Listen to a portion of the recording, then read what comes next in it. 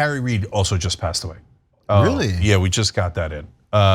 So former Senate Majority Leader.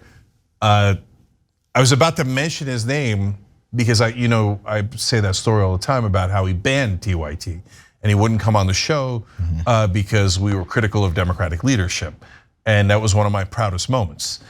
So now you will see with Harry Reid, as you see with all politicians like Bob Dole and others when they pass away, all this fawning coverage. And Harry Reid, I know a bunch of people who worked for Harry Reid who are actually very good progressives. He did something really weird. He was very mainstream, very establishment, very corporate Democrat, but he hired a lot of strong progressives. There's like an army of former Harry Reid staffers that are some of the most progressive people in DC. So that's a quirk of his that I obviously loved in hindsight, right?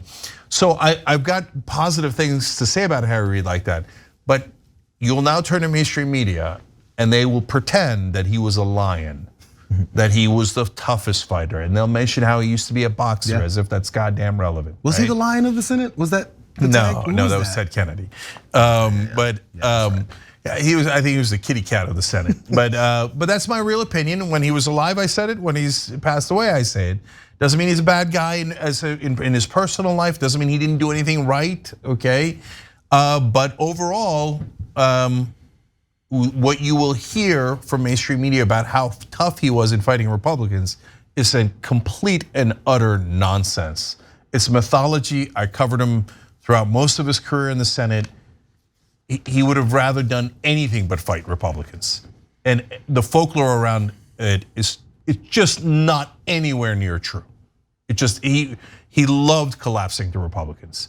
And so, but in Washington, they're probably like, hey, Harry held out for 5.5 seconds before he collapsed.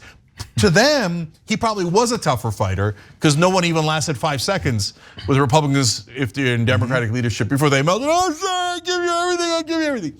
But emblematic of Harry Reid was right before they lost the Senate, he took away the filibuster on judicial appointees that were not at the Supreme Court level, okay?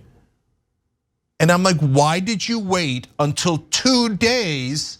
It wasn't exactly 2 days, I'm being hyperbolic, but not by much. It was right at the end of the term. Why did you wait till the very end and hand that precedent and power over to the Republicans? If you were gonna do it, why didn't you do it earlier so you can confirm so many more of Obama's nominees?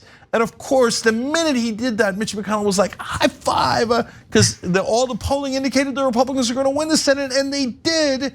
And then they got all of their appointments through at the Supreme Court level by killing the filibuster at the Supreme Court level. By the way, Democrats are gonna do that same trick to help Republicans. They're gonna wait all the way to the end, then they're probably gonna do a democracy exception for voting rights, which they're gonna shred. They're gonna take out all the anti-corruption stuff. They're gonna pass only the lowest level stuff, right?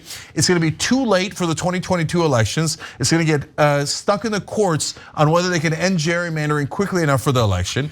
And the Republicans will then gain the Senate and go, well, you made an exception to the filibuster. Now we're getting rid of the rest of the filibuster and passing our entire agenda, which you idiots didn't pass when you had everything.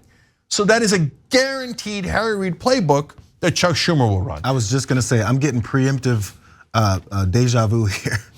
From this, it's set up perfectly for that to happen again, just with this. And again, it's a legacy. And as you talk about Harry Reid and his approach, many establishment Democrats still have that approach, and that made me worry that is it gonna happen again? And we talked earlier, it's a red wave coming, it seems. So set up perfectly for that. We'll see.